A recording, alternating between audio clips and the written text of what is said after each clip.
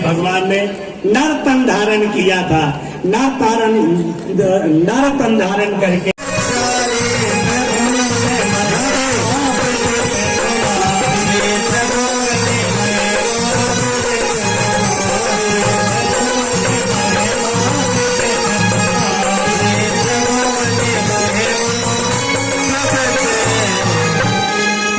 देवो भव, पितृदेवो भव, गुरुदेवो भव। भैया, माता पिता और गुरु ये मनुष्य के रूप में नहीं होते, ये देवताओं के रूप में होते हैं। मातृदेवो भव, पितृदेवो भव, गुरुदेवो भव।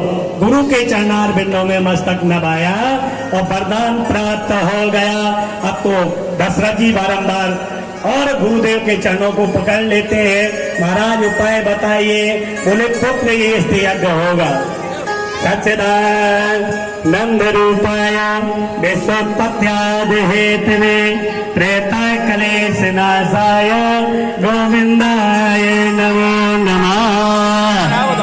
हमारे पार ब्रह्म परमात्मा के प्राय परम भक्त दशरथ जी गुरुदेव से वरदान प्राप्त करते हैं। या 9वें स्कंद के और जो है 9वें अध्याय से लेकर के और 13 अध्याय तक की कथा है। प्रिय बंधुओं, उस समय पूरी ऋषि को हमारे राजा दशरथ बुला नहीं सकते थे। इनको एक पूर्व जन्म के कथा कहते, एक पुत्री थी, उसको अंग देश के राजा हरण करके ले गए थे और श्रृंगी ऋषि के साथ विवाह कर दिया था।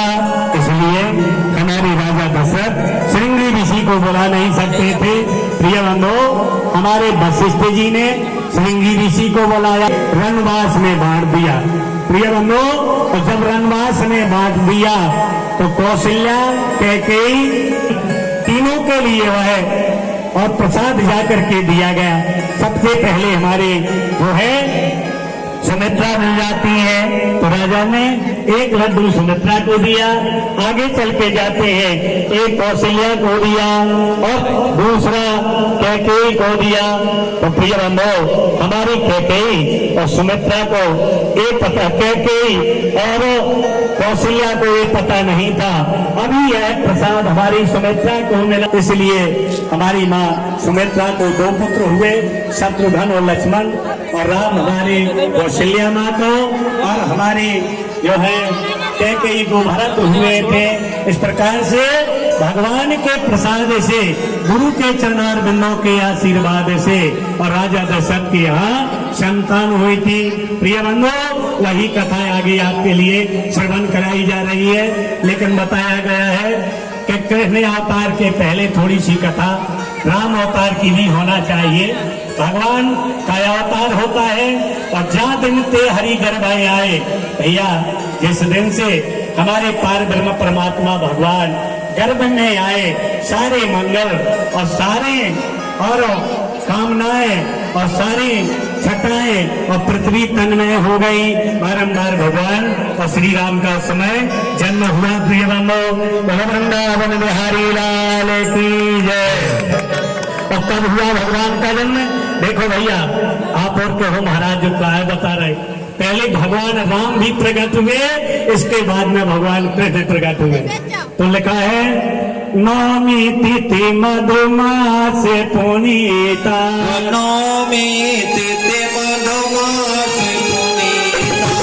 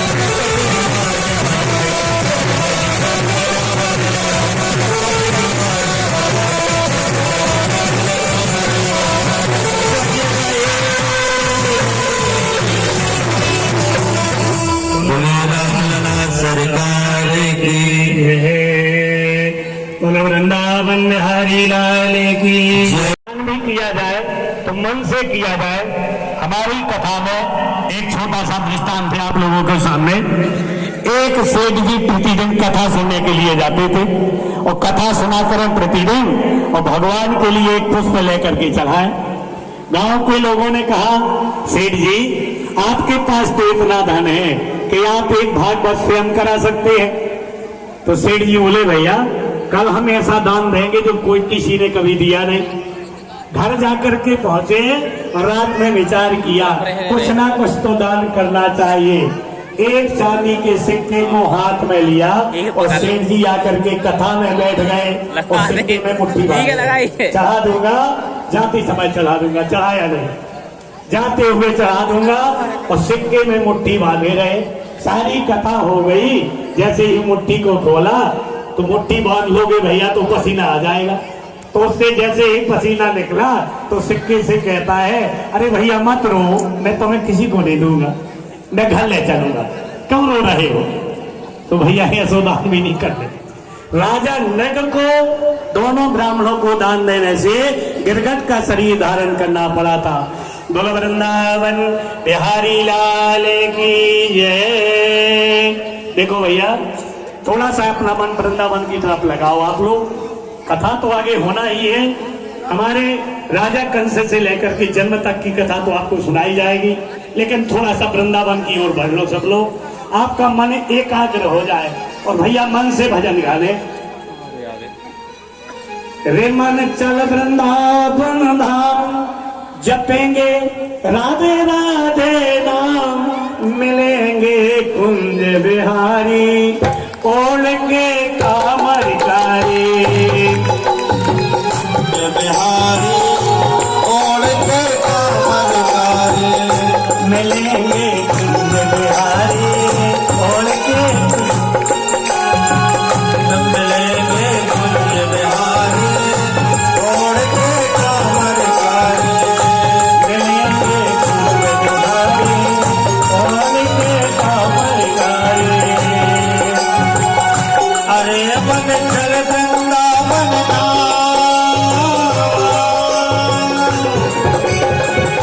अरे मन चल वृंदावन धाम, रखेंगे राधे को नाम, मिलेंगे कुंज बिहारी, ओढ़ के कामरकारी।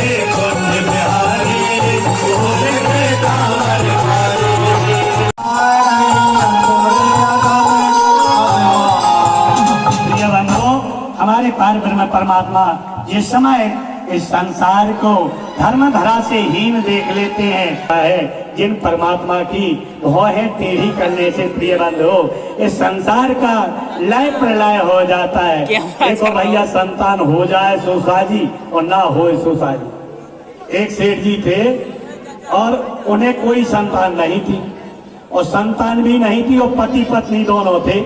तो पति पत्नी दोनों थे तो एक दिन सेठ जी ने कहा पत्नी से, अगर संतान हो जाएगी तो लिटाओगे? कहा, बोले एक संतान तो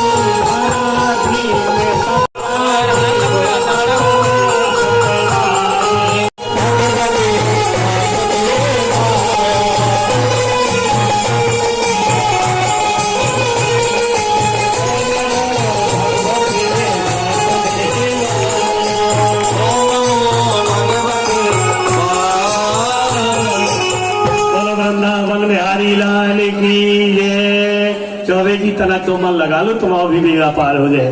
बोलो वृंदावन बिहारी लाल की जय। चित्तम सुचित्तम तो बुद्धिम प्रकाशम, चित्त जब इस तरह रहता है ऐसा तो नहीं कि मोहल्ला में पहुंच गए। तो जो भी ध्यान देने भैया, जहां बैठे हैं वहीं पर मन रहेगा तो हम आप एकाग्र हो जाएंगे। तुम्हारी गलती नहीं है, कछु हमारी भी है। बोलो वृंदावन बिहारी लाल की जय। भैया सभी लोग भगवान के जन्म की कथा सुनेंगे और सबसे पहले तो भगवान की जन्म की कथा हमारी उष्मा देवकी के लिए, जिन्होंने तपस्या करके भगवान को प्रकट करने का समय लिया था।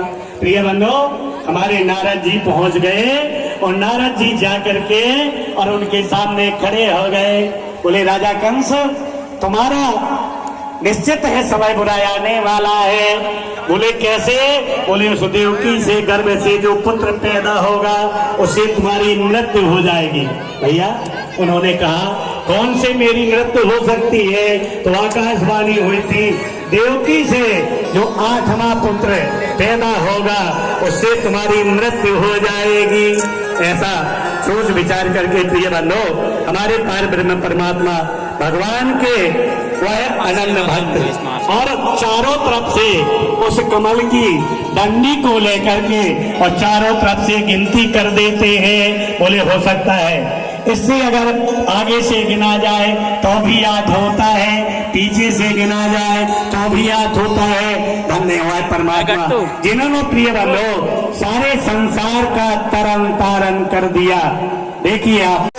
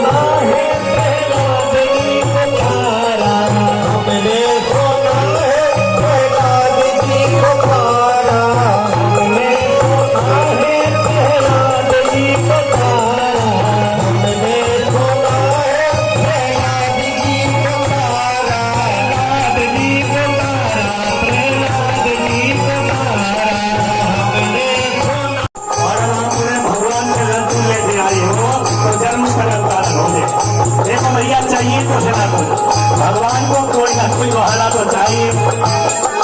हमने सुना है